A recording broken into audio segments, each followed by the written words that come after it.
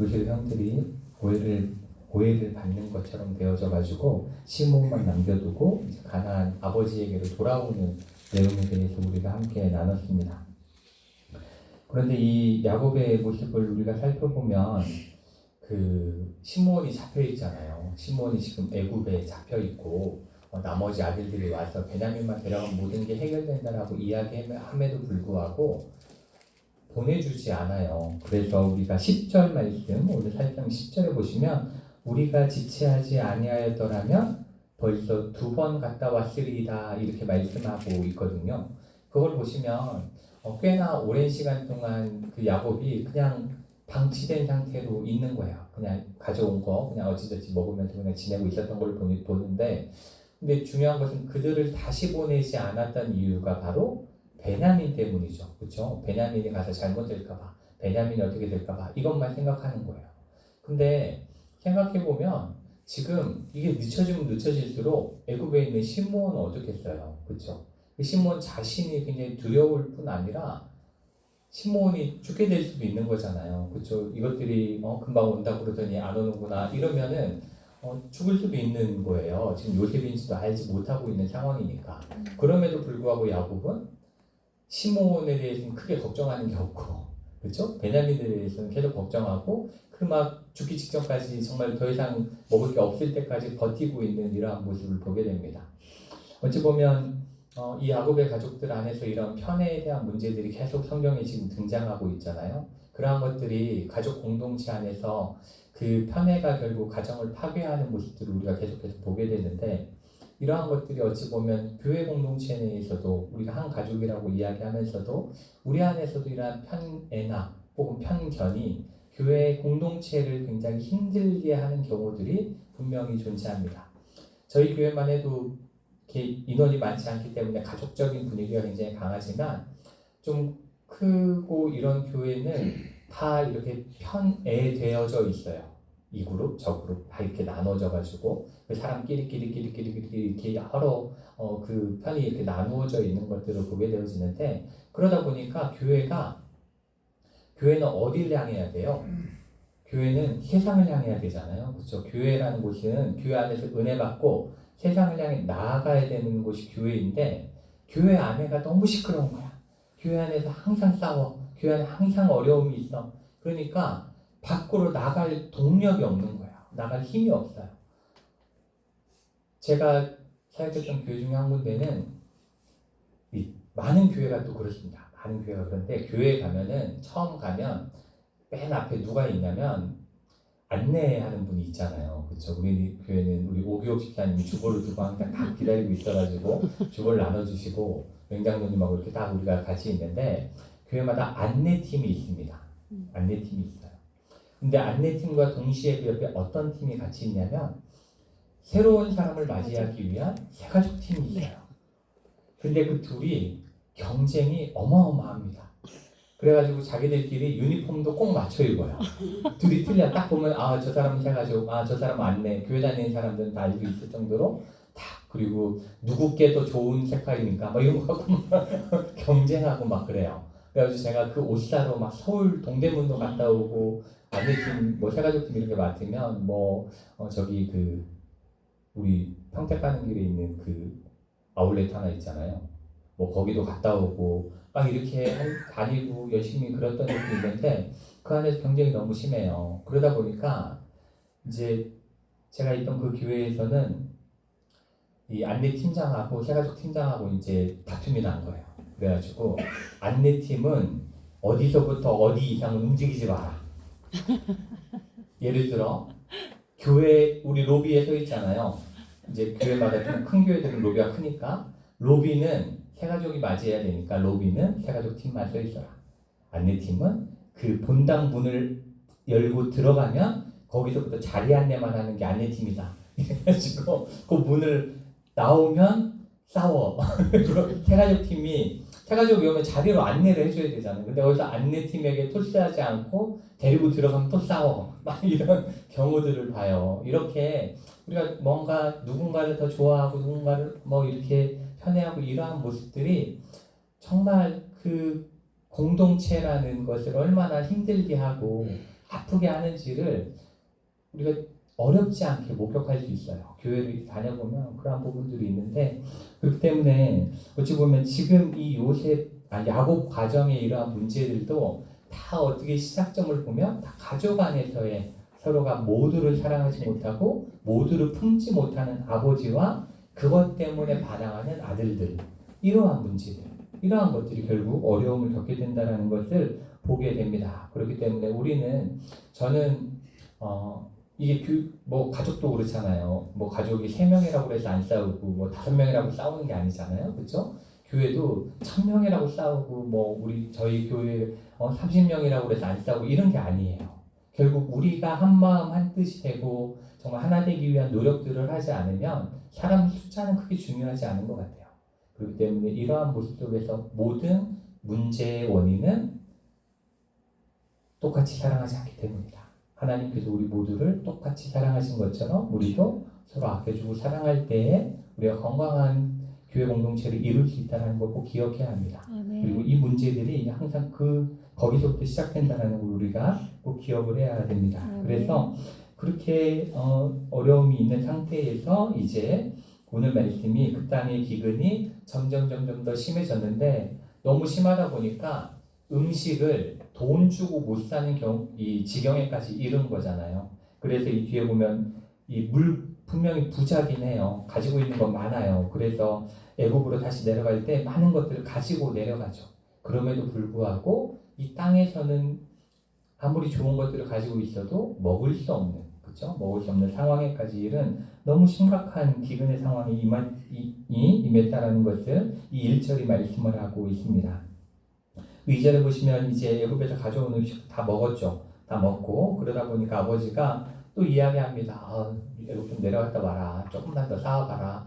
요 기간만 잘 버티면 될 것 같으니까 좀 갔다 와. 이렇게 이야기하는데, 이 우리가 함께 나눈 42장 37절 이런 때 여기에 보면 르우벤의 아버지하고 이야기를 합니다. 큰아들이니까 르우벤의 아버지한테 좀 갔다 올 수 있게 베냐민 좀 주십시오. 이렇게 이야기를 해요. 근데 아버지가 매몰차게 거절하죠. 근데 여기서는 이 3절에 보시면 누가 이야기를 다시 시작하냐면 유다가 이야기를 시작합니다. 그렇죠? 앞에서는 르우벤, 여기서는 유다예요. 그러니까 앞에서는 첫째 아들 이야기했고 그 다음에 지금은 넷째 아들이죠. 넷째 아들 유다. 유다가 이제 이야기를 하게 됩니다. 근데 이 이야기를 통해서 르우벤은 아버지와 대해 실패했지만 유다는 아버지하고 이야기를 잘 끝내가지고 베냐민을 데리고 애굽에 내려가는데 성공하게 됩니다. 근데 이러한 일이 우리가 앞에 나눴던 말씀에도 또 나와요. 이게 언제 나오냐면 요셉을 구덩이에 빠뜨린 다음에 이야기를 할 때 르우벤이 죽이지 말자 뭐 이런 이야기를 하는데 들은 척도 잘 안 해요. 그런데 유다가 저 상인들한테 팔아버리자 이렇게 이야기하니까 다 동의해서 팔아요. 그것과 똑같죠. 르우벤의 이야기는 아버지에게 안 먹혔는데 유다의 이야기는 아버지에게 먹힌 거예요. 그러니까 이것이 어떠한 의미를 갖는 거냐면 이제는 앞으로 유다가 이 가족 안에서 리더가 되는 것이다. 리더가 돼서 이제 영향력을 끼치게 된다라는 것을 이야기하고, 르우벤은 첫째임에도 불구하고 첫째답지 못한 영향력을 끼치게 되는 것이다라는 것을 여기서 이제 우리에게 보여주고 있습니다. 그리고 그 르우벤은 이 42장 37절에 보면 그의 아버지에게 아버지가 안 된다, 베냐민은 죽어도 안 된다라고 이야기할 때 그의 아버지에게 이렇게 이야기합니다. 내가 그를 아버지께로 데리고 오지 아니하거든 내 두 아들을 죽이소서, 이러면서 자신의 두 아들을 담보로 걸어요. 그렇게 거는데 여기서는 유다는 9절 말씀을 보시면 내가 그를 위하여 담보가 되오리니 이러면서 자신의 목숨을 겁니다.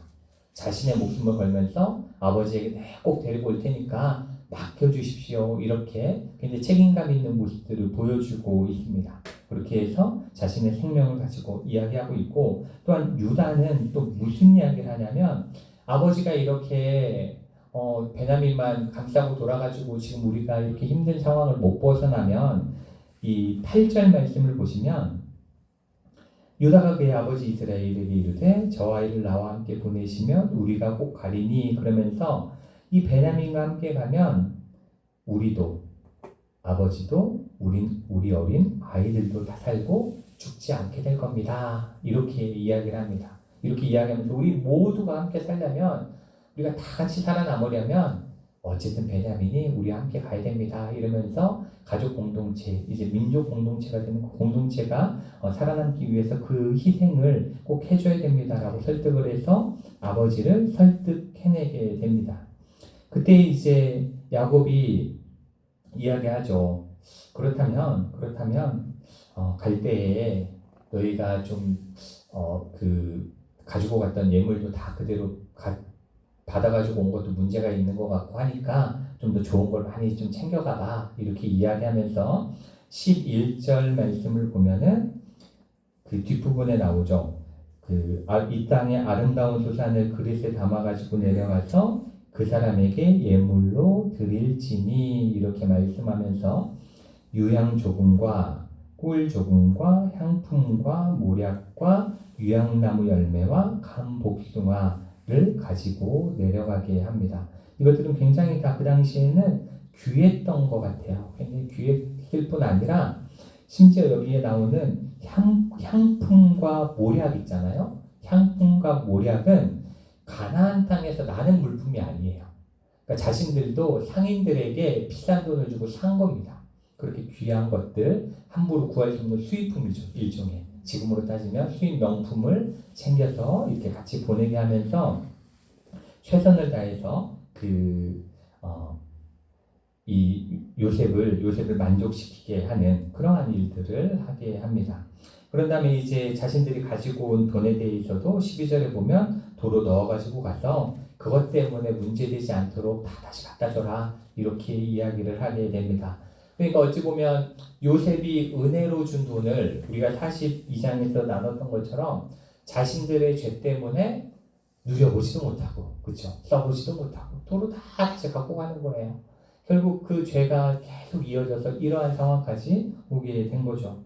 그리고 이제 13절에 보면 내 아우도 데리고 떠나 다시 그 사람에게로 가라 이렇게 말씀합니다. 이야기를 합니다. 그리고 이 14절에 보시면 뒷부분에 내가 자식을 잃게 되면 이르리로다 이렇게 이야기하면서 정말 마지막 절박한 이 야곱의 이스라엘의 이야기가 나오게 되는데 이렇게 모든 것들을 잃을 수도 있다라는 절박한 상황이 되니까 14절에 누굴 찾아요? 오랜만에 등장하는 이름이 있죠. 그렇죠? 전능하신 하나님을 찾게 되는 겁니다. 그때가 되니까 이제 전능하신 하나님을 찾으면서 전능하신 하나님께서 도와주시기 위해 모든 것을 이제는 우리의 힘으로 할 수 있는 건 아무것도 없다. 우리의 능력으로 할 수 있는 건 아무것도 남아있지 않다. 이제는 전능하신 하나님께서 돌봐주셔야만 우리가 살아남을 거야. 이렇게 이야기를 하고 있습니다. 어찌 보면 이렇게까지 가지 않았을 때 하나님을 의지하고 하나님을 더 바라봤으면 좋았겠지만 사람이 그렇게 하나님을 잘 의지하지 않는 것 같아요. 자신의 힘이 다 떨어졌을 때, 그렇죠? 내가 더 이상 아무것도 할 수 없다라는 걸 느낄 때 우리가 주로 하나님을 찾는 것 같습니다. 또 하나님은 우리가 하나님을 잘 찾지 않으면 그러한 상황을 때로는 만들어내시기도 하는 것 같아요. 그런 상황들을 거쳐서 내 힘으로 할 수 있는 게 아무것도 없구나. 하나님 빼고는 날 도울 분이 없구나. 이러한 것들을 느끼게 하시는 것 같습니다. 제가 예전에 데리고 있던 청년 중에 남자친구가 신앙생활 안 해요. 근데 이제 결혼을 하게 돼가지고 저하고 이렇게 상담을 한 적이 있습니다. 셋이 이렇게 그 청년하고 그 남자친구 결혼할 사람하고 저하고 이렇게 셋이 이야기를 하는데 그 친구랑 이렇게 이야기를 해보니까 그 남자친구가 이야기하는 게 뭐냐면 자신이 교회를 다니지 않는 이유는 자신의 힘으로 뭐든지 할 수 있기 때문이래요. 자기는 알아서 자기가 다 지금까지 잘해왔고 앞으로 잘할 자신이 있답니다. 그러니까 아무리 신앙적인 이야기를 해도 먹히지 않아요. 듣지 않아요. 왜냐? 자기 자신이 할 수 있다고 생각하니까. 그렇죠? 그런 것처럼 자기 힘으로 할 수 있다고 생각하면 우리 믿는 사람도 비슷한 것 같습니다. 기도하는 시간이 줄고, 그렇죠? 말씀 보는 시간이 줄고 내가 뭔가 하려 하는 시간이 훨씬 많아지게 되죠. 그렇기 때문에 어찌 보면 하나님께서 이렇게 이 이스라엘 가정에게 이 힘든 시간을 허락하신 것은 결국 하나님이 안 도와주시면 안 되는구나라는 걸 깨닫게 하시기 위해서 이 시간을 허락하신 걸로 우리가 보여지고 이스라엘의 고백을 통해서 우리가 그것을 깨닫게 됩니다. 그런 다음에 이제 이 형제들이 다 모든 것을 가지고 이제 애굽으로 내려가서 다시 요셉 앞에 서게 됩니다. 요셉 앞에 서서 이제 이야기를 하는데 요셉이 베냐민 드디어 함께 있는 것을 알게 됐어요. 그래서 이 사람들을 자신의 종을 시켜서 집으로 인도해 드려라. 내 집으로 다 불러라. 그리고 음식을 잡고 식사를 준비해라. 점심에 함께 식사할 거야. 이렇게 이야기를 하니까 청지기가 그 말대로 그 사람들을 요셉의 집으로 인도합니다. 총리 공관으로 가는 거죠. 그렇죠? 총리 공관으로 가게 되는데 어찌 보면 얼마나 좋은 거예요. 함께 식사한다는데 우리가 흔히 먹던 음식이 아닐 거잖아요. 그렇죠? 그 총리 공간에서 베푸는 그 만찬이 얼마나, 그렇죠? 오찬이구나. 오찬이 얼마나 화려하고 풍성하겠어요. 그러면은 보통은 우리가 가나안에서 정말 겨우 얻어간 거 조금씩 나눠 먹고 있었는데 이제 드디어 고기맛 한번, 그렇죠? 이빨 이 한번 쑤셔보나 보다 이러면서 막 좋아해야 되는데 지금 보면 좋아하지 못해요. 그죠? 18절에 보면 그 사람들이 요셉의 집으로 인도됨에 두려워했다. 이렇게 이야기하고 있어요. 뭘 먹을지 기대에 차는 게 아니라 이제 갔다가 잘못하면 이것도 제대로 한번 잡히는 거 아닌가. 거기서는 빼도 박도 못하는 거 아닌가. 이런 생각을 이제 하게 되는 거예요. 그러면서 이야기하죠. 뒤에 전번에 우리 자루에 들어있던 돈의 일로 우리가 끌려가는도다. 초대받아 가는데도 마음에 그렇죠. 이렇게 죄라는 것은 사람을 참 힘들게 하는 거예요. 이 좋은 자리로 가면서도 이렇게 끌려간다. 이렇게 이야기하고 그 다음에 뒤에 보시면 어느 정도 무섭게 생각하냐면 이는 우리를 억류하고 달려들어 그런 다음에 세 개의 동사가 나오죠. 우리를 잡고 노예로 삼고 우리의 나귀를 빼앗으려 한다. 이렇게 이야기하면서 우린 이제 끝났어. 이제 모든 거 다 끝났어. 이렇게 좌절하게 되는 그런 상황에 그 정도로 낙담하게 되는 그 형제들의 모습을 보게 됩니다. 그렇기 때문에 그들은 이 요셉의 집으로 가면서 그 청지기에게 가가지고도 계속 이야기하는 거예요. 우리가 저번에 그러려고 했던 건 아닌데 자루를 열어보니까 돈이 있었어요. 우리가 그것을 미리 챙긴 것도 아니고 잘못한 게 아니에요. 계속 이야기를 하잖아요. 그렇게 이야기를 할 때에 23절에 보면 청지기가 이렇게 이야기합니다. 그가 이르되 너희는 안심하라 이렇게 말씀하고 있습니다. 여기서 이 안심하라라는 말은 그 원어로 보면 샬롬입니다. 평안하라 이렇게 이야기하는 거예요. 마음의 평안을 가져라. 걱정하지 말고 평안을 가져라 이렇게 지금 이야기하고 있는 겁니다. 그러면서 두려워하지 말라. 너희가 믿는 하나님, 너희 아버지께서 믿었던 그 하나님이 재물을 너희 자루에 넣어 너희에게 주신 것이니라 이러면서 내가 너희 돈을 이미 받았다 이렇게 이야기를 하고 있습니다. 그러면서 이게 그 내가 이미 받았다라는 말을 완전히 그냥 그대로 번역하면 모든 액수를 완납했다 이렇게 번역할 수 있습니다. 그러니까 빚진 것을 완전히 다 갚은 거, 그 상태를 이야기하는 거예요. 적당히 갚았다는 게 아니라 완전히 갚았다 이렇게 표현을 하고 있습니다. 그러면서 여기서 이제 이야기하는 거죠. 이 청지기는 이런 식으로 이야기를 하는 겁니다. 되게 애매모호하지만 너희 하나님이 너희한테 선물 준 것 같아 이렇게 이야기하는 거예요. 너희 하나님이 준 거야. 그것을 너희 하나님이 다 채워줬어 이렇게 이야기를 하면서 이야기하고 이제 갇혀있던 결박되었던 시므온을 그들에게로 데려와서 형제들이 함께 만날 수 있도록 그래서 안심할 수 있도록 그렇게 두렵지 않도록 해주는 모습을 보게 됩니다. 그리고 이제 요셉의 집으로 인도되어서 물을 주어 발을 씻게 하고 그 다음에 나귀에게 먹이도 주고 이렇게 합니다. 그 다음에 이제 요셉이 오기를 그들이 기다리다가 26절 말씀을 보시면 요셉이 이제 집으로 옵니다. 그리고 그들이 집으로 들어가서 가지고 온 모든 예물을 요셉에게 드린 다음에 뭐예요? 땅에 엎드려 절하니 이제는 빠진 사람 없이 모든 아들들이 요셉에게 절하는 꿈이 완전히 이루어지는, 그렇죠? 꿈이 성취되어지는 일이 여기서 나오게 됩니다. 그런 다음에 이제 요셉이 계속 묻죠. 아버지에 대해서도 묻고 아직 생존해 계신지 안녕하신지 이런 것도 묻고 이렇게 이야기하고 있음에도 불구하고 이 형제들은 여전히 요셉을 알아보거나 추측해볼 생각조차도 못하는 그런 상태가 있다라는 것을 여기서 우리가 알 수가 있습니다. 그리고 28절에 그들이 이제 잘 지내십니다. 이렇게 이야기를 하고 29절에 보시면 이제 요셉이 베냐민을 봐요. 베냐민을 보면서 이야기합니다. 너희가 내게 말하던 너희 작은 동생이 이 아이냐?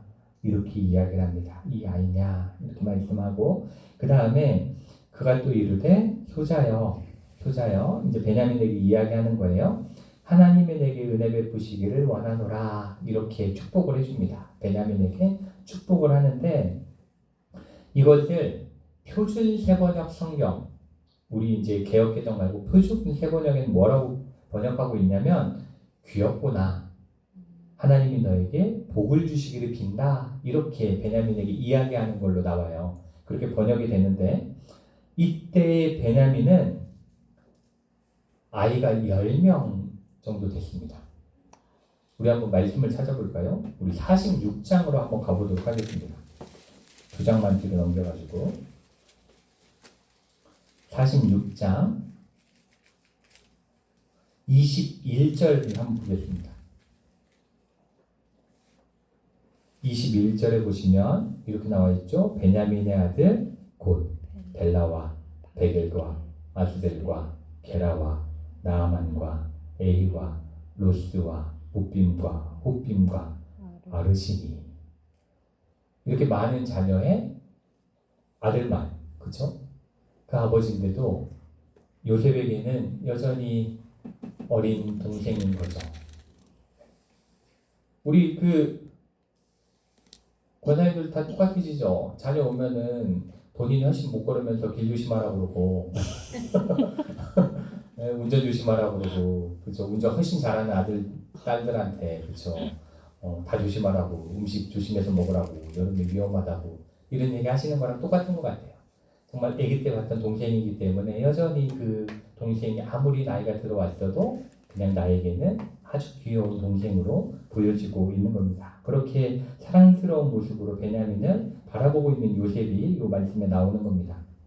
그 다음에 이제 아우를 보자마자 30절에 보면 아우를 사랑하는 마음이 복받쳐 급히 울 곳을 찾아 안방으로 들어가서 울고 이것은 앞에서 울었던 그러한 자신의 그런 어려움들에 대한 그 눈물이 아니라 이제는 사랑하는 동생을 만난 것에 대한 기쁨이죠. 그것이 너무 좋아서 우는 이 요셉의 모습을 볼 수 있고 그 다음에 이제 음식을 잘 차리고 먹게 됩니다. 그런데 32절 말씀을 보시면 이제 마지막으로 여기만 볼 텐데 32절에 보시면 음식을 어떻게 차리냐면 요셉에게 따로 차리고 그 형제들에게 따로 차리고 그와 함께 먹는 애굽 사람에게도 따로 차립니다.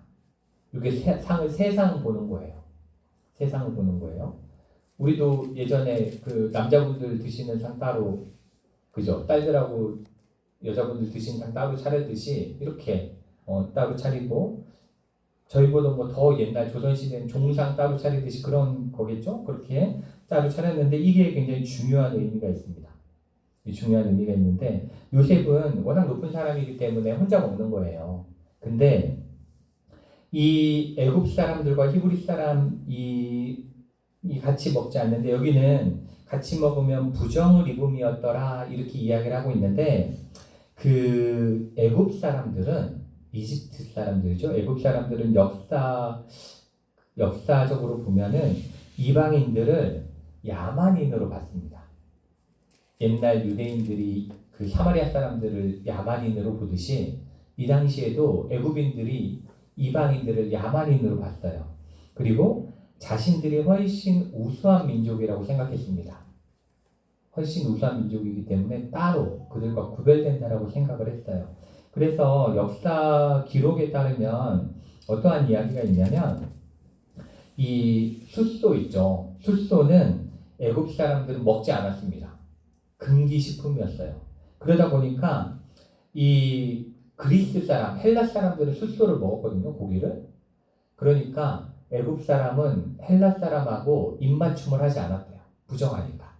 그랬다고 그러고 또 이 헬라 사람들이 사용한 주방 용품들도 사용하지 않았습니다. 애굽 사람들은 같은 그릇을 쓰지 않은 거예요. 그리고 그리스 사람의 칼로 자른 암소고기는 먹어도 되는데도 불구하고 이 칼도 싫은 거예요. 숫소 잘랐다가 암소 자르는 거는 안 되는 거죠. 그래서 그것조차도 먹지 않았대요. 그 헬라 사람이 자른 그 고기는 먹지 않은 거예요. 이렇게 했고 애굽에서는 또한 양을 먹지 않았다고 합니다. 양고기를 안 먹은 거예요. 그러다 보니까 이게 왜 중요한 의미를 갖냐면 이스라엘이 이제 뒤로 가면 여기가 이제 이 말씀이 지나면 요셉 덕분에 야곱부터 시작해가지고 모든 가족들이 어디로 와요? 애굽으로 오잖아요. 그렇죠? 애굽으로 오게 되는데 애굽에서 삶에도 불구하고 그들은 애굽 사람들이 유대인들과 함께 하는 걸 꺼려했기 때문에 자신들의 혈통의 순수성을 지킬 수 있었던 거예요. 타 지역 다른 나라에 있으면서도 우리가 이 하나님이 가나안 땅을 허락하셨는데 가나안 땅에 들어가 가지고 그 앞에서 이야기들 속에서 보는 것처럼 아브라함도 야곱을 그 가나안 사람과 결혼시키지 않잖아요. 그렇죠? 그렇지만 가나안 사람들은 그 아브라함 가족들하고 결혼해서 한 핏줄이 되고 싶어 했잖아요. 그렇죠? 그리고 이삭 때도 그렇고 야곱 때도 그렇습니다. 그 자녀들이 가나안 여인들과 막 정혼을 맺고 이런 경우들이 있잖아요. 거기 가나안 사람들은 그래요. 그렇기 때문에 계속 가나안 땅에 살고 있었으면 이 이스라엘 백성들의 혈통적인 신앙적 순수성이 남아있지 않을 수 있었어요. 근데 그때 하나님께서 이 모든 사람들을 애굽으로 옮겨요. 근데 애굽에서는 혈통이 변할 일이 없어. 그러니까 어찌 보면 이게 이스라엘 백성들에게 있어서는 다른 나라에 들어가서 고난을 겪는 이야기로 출애굽기 초반에 나오긴 하지만 그것 또한 하나님께서 이들의 순수성을 지키시기 위한 하나의 계획이었던 거죠. 이때는 알 수 없었지만 나중에 보니 가나안 땅에 계속 사는 것보다 이곳에서 있는 게 더 신앙적으로 잘 지킬 수 있는 길이었던 거예요. 그러니까 어찌 보면 우리가 하나님께서 이끄신 모든 길들을 돌아보면 그 당시에는 그 선택이 되게 안 좋은 것 같고 그렇게 가는 게 손해였던 것 같다 할지라도 어느 날 보면 그게 우리의 믿음을 지키게 하는 일이었기도 하고 이러한 상황이 올 수 있다는 거죠. 그러니까 지금 순간순간에 우리의 형편 때문에 하나님에 대해서 의심하거나 어려워하는 것이 아니라 정말 결국 우리가 하나님 앞에 설 때 우리는 알게 된다는 거예요. 하나님이 우리를 얼마나 사랑하셔서 여기까지 하나님 그 예수 그리스도의 그 자리까지 인도하셨는지를 그때는 확실히 알게 된다는 거죠. 그렇지만 우리가 지금은 알 수 없어요. 그럼에도 불구하고 하나님은 우리가 하나님을 신뢰하며 살아가기를 온전히 원하신다는 거죠. 그러니까 이 말씀을 우리가 언제나 읽으실 때에 그러한 부분들을 생각하시면서 정말 이 야곱의 가족들이 많은 어려운 일들을 겪었지만 그 모든 것을 통해서 하나님은 가장 선한 신앙을 지킬 수 있는 길을 인도하셨구나. 하나님은 절대로 실수하지 않으시는 하나님이시구나. 이것을 우리가 기억하고 믿음으로 고백할 수 있으면 이 말씀이 우리에게 주는 의미를 잘 깨달은 거다. 이걸 붙잡고 살아가면 우리가 믿음 안에 승리할 수 있다는 것을 꼭 기억하시기를 원합니다. 같이 기도하시겠습니다.